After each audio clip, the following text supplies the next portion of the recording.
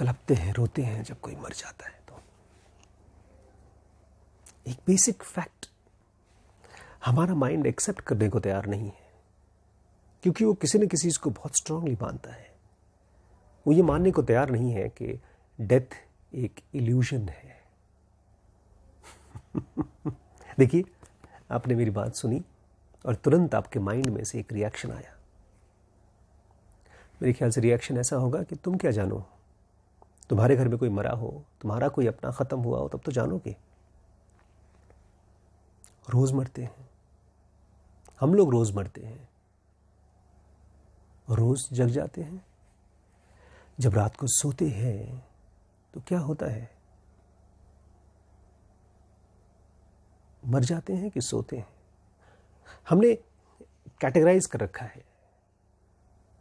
एक चीज है जिसको हमको लगता है हम समझते हैं, सोने को, नींद को हमको लगता है कि हम समझ रहे हैं, इसलिए हमने उसको माइल्डर इमोशंस दे रखा है।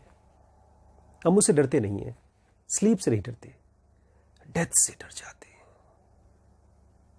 हमको पता है स्लीप के दौरान जो कुछ भी होता है वो सब स्वप्न है, सपना है।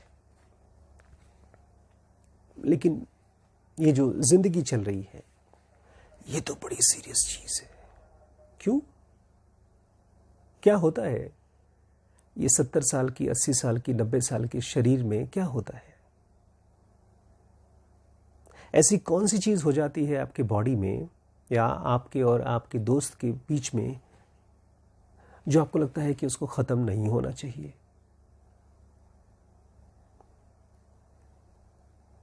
आपने वो देखा है, पानी के बुलबुले?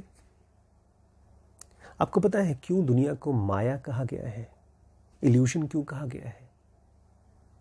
क्योंकि उसमें ये सबसे बड़ा इल्यूजन है, डेथ सबसे बड़ा इल्यूजन है। पानी के बुलबुले छूटते हैं, कितनी जल्दी छूट जाते हैं, नहीं? एक बुलबुला छोटा सा, बाथरूम में जाइए, छोटा सा एक्सपेरिमेंट करिए, बाल्टी में पानी भरिए, खूब जोर से भरिए, और उसके अंदर ढेर सारे हवा और पानी की वजह से ढेर सारे बुलबुले बनेंगे। इससे पहले कि एक बुलबुला बड़ा होकर के फूटे, दूसरा आ जाएगा, फिर तीसरा आ जाएगा, फिर चौथा आ जाएगा। उसमें से आइडेंटिफाई करने की कोशिश करिए कौन से बुलबुले का नाम आशीष है, कौन से बुलबुले का नाम संदीप है, कौन से बुलबुले का नाम XYZ है। और उसके बाद ये देखने की कोशिश करिए कि किस बुलबुले को कितने साल तक जिंदा रहना चाहिए। और वो बुलबुला है पानी का, उसका जो ऊपर का सरफेस है वो चमकीला सा होता है। बच्चे जब खेलते हैं ना, जब बुलबुला बनाते हैं बाहर, तो उसमें बाहर का जो साबुन से बनता है, नहीं, बच्चे फेंकते हैं तो उसमें कुछ देर तक रहता है। ये पानी का बुलबुला बहुत जल्दी ख़त्म हो जाता है, और जो बच्चे खेलते हैं वो कुछ देर तक हवा में उड़ता है, फिर फट जाता है, और उसमें बाहर चमकीलापन होता है। उसमें बहुत हल्की सी रिफ्लेक्शंस होती है रंगों की। 7 रंग जब उसके थ्रू गुजरते हैं तो उनकी रिफ्लेक्शंस दिखाई देती है। लेकिन इससे पहले कि हम उसमें से कुछ मतलब निकाल सकें, उन बुलबुले के ऊपर जो रिफ्लेक्शंस हो रही हैं उनकी फ़ोटो ले सकें, उसके मैसेज को डिकोड करके हम खुश या दुखी हो सकें, वो फट जाते हैं। और ऐसे ही हमारे सपनों के साथ भी होता है।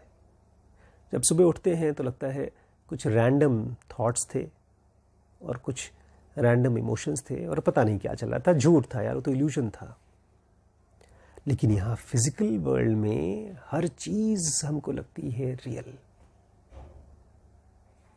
हमको लगता है कि हम हर चीज की कॉज को जानते हैं, हर चीज क्यों हो रहा है ये जानते हैं, हर चीज कब तक होनी चाहिए ये जानते हैं। लेकिन क्या सचमुच में हम जान पाते हैं? छोटी सी चीज भी नहीं जानते हम लोग। हम केवल ये जानते हैं खुश होना और दुखी होना। हम केवल डिजायर्स जानते हैं और परेशान होना जानते हैं। यही हमारी रियलिटी है। इसीलिए हमने इसमें अपने लाइफ में डिवीजन कर रखा है, और डिवीजन से कंफ्यूजन आता है। डिवीजन क्या है? लाइफ को 2 पार्ट में डिवाइड किया है। एक पार्ट को कह दिया है दुख, एक को कह दिया है खुशी, एक को कह दिया है लाइफ, एक को बोल दिया है डेथ। जैसे वो बुलबुला है, निकलता है फिर फटता है, फिर निकलता है फिर फटता है, वो पूरा एक प्रोसेस है। ऐसे ही हम और आप उस पानी के बुलबुले से ज़्यादा कुछ नहीं है।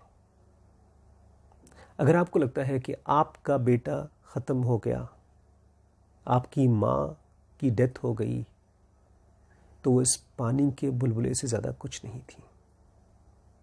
कोई मुझसे पूछ रहा था, मेरे बेटे ने सुसाइड कर लिया है, अब उसका क्या होगा?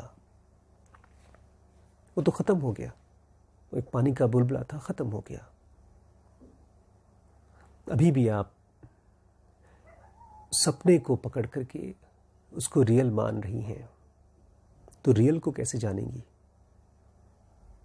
जब तक आप झूठ को सच मानेंगे तब तक आप सच की तरफ देखने की हिम्मत नहीं होगी, मन भी नहीं करेगा। और इस दुनिया में सबसे बड़ा झूठ, सबसे बड़ा इल्यूजन डेथ है। क्योंकि आप या मैं या जितने भी जीव जंतु हैं, जितने भी प्राणी हैं, वो सब के सब उस सोर्स का हिस्सा है जो कभी नहीं मर सकता। इनफैक्ट वो कभी पैदा नहीं होता है। ये जो फिजिकल बॉडी है वो उसी पानी के बुलबुले की तरह है, जो बना और फूटा और बना और फूटा। कब बना, वो पहला पानी का बुलबुला कब बना और कब फूटेगा, इसका कोई टाइम फ्रेम नहीं है। लेकिन एक दुखी आदमी को आप क्या समझाएंगे? जब छोटे बच्चे रोते रहते हैं अपने खिलौने के लिए, उसको क्या समझाएंगे आप? उनको खिलौना चाहिए। आपको आपका बच्चा नहीं चाहिए, आपको अपना खिलौना चाहिए। और खिलौना तो टूटेगा ही। आपको फिजिकल बॉडी चाहिए थी। क्या आप चाहते हैं कि आपका बेटा या बेटी या आपकी माँ या पिता मरने के बाद भूत बन जाए, घोस्ट बन जाए? क्योंकि जब उस पानी के बुलबुले का टाइम आ जाता है फटने का, तो उसको फटना चाहिए। अगर नहीं फटता है तो जो बचता है उसको बोलते हैं घोस्ट या तो भूत। और वो कुछ नहीं है, केवल कंफ्यूज्ड लेयर है, एक कंफ्यूज्ड मूवमेंट्स ऑफ मेमोरीज, जिनकी आकस्मिक मौत हो जाती है अचानक से, सुसाइड में, एक्सीडेंट में, या किसी भी तरह के एक्सीडेंट में। इसको अकाल मृत्यु कहते हैं। वो और कुछ नहीं है, केवल एक कंफ्यूज्ड स्टेट है। कोई मुझसे पूछ रहा था होगा क्या उनका? इसका आंसर तो ऐसे समझिए जैसे कोई गाड़ी चल रही है और गाड़ी पहाड़ी से नीचे गिर गई, तो उस गाड़ी का क्या होगा? टूट जाएगी, फूट जाएगी, और क्या। एक आदमी जब अपने आप को मारता है तो वो सोचता है कि मैं कोई रियल चीज कर रहा हूं, मैं मार रहा हूं अपने आप को। उस बेचारे को पता ही नहीं कि वो सोने जा रहा है, एक लंबी नींद में जा रहा है। लेकिन उससे भी बड़ी चीज को नहीं पता कि उसी स्टेट में, जिस स्टेट में वो सोने जा रहा है या सुसाइड कर रहा है, उसी स्टेट में फिर से पैदा हो जाएगा वो, सेम स्टेट में। जैसे हम रात को सोते हैं दर्द में, तकलीफ में, और फिर सुबह उठ जाते हैं। दर्द तकलीफ बहुत फर्क नहीं पड़ता। किसी को कोई बड़ा ऑपरेशन हो गया हो या चोट लग गई हो और किसी तरह से उसको नींद आई हो, या कोई आदमी बहुत दुखी हो और वो सो गया हो फिर उठे, तो सारे दर्द, तकलीफ और सारी मेमोरीज और सब कुछ वैसे का वैसे ही जग जाता है। मरने के बाद हम जिस रिजल्टेंट इंटेंसिटी, जिस थॉट्स, इमोशंस के कॉम्बिनेशन, जिन वासनाओं का एक स्ट्रक्चर के रूप में हम मरते हैं, ठीक उसी स्टेट में हम दोबारा पैदा हो जाते हैं।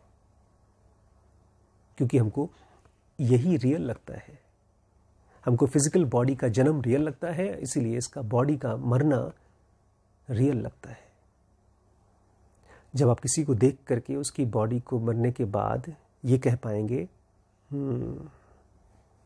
पानी का बुलबुला था, कुछ देर था फिर खत्म हो गया, तब आप उससे डिटैच हो पाएंगे। और केवल उससे नहीं, अपने आप से भी डिटैच हो पाएंगे। तब आप जिस चीज़ के पास आएंगे वो साइलेंस है, वो सेल्फ है, वो क्लैरिटी है, वो डेप्थ है। इसी को लोगों ने सोल कहा है। बहुत गहरी क्लैरिटी होती है। और बदकिस्मती से ये सुसाइड से नहीं आती। जो लोग भी उम्मीद करते हैं कि मैं बहुत परेशान हूँ, मैं बहुत कंफ्यूज्ड हूँ, मैं अपने आप को मार दूँ और ये सारी कन्फ्यूजन ख़त्म हो जाए, तो ये ऐसे है जैसे कि आपने कोई बहुत मुश्किल सवाल लगाने का कोशिश कर रहे हैं, हल करने की कोशिश कर रहे हैं और नहीं हो रहा है हल, तो उस कागज़ को फाड़ के फेंक दिया।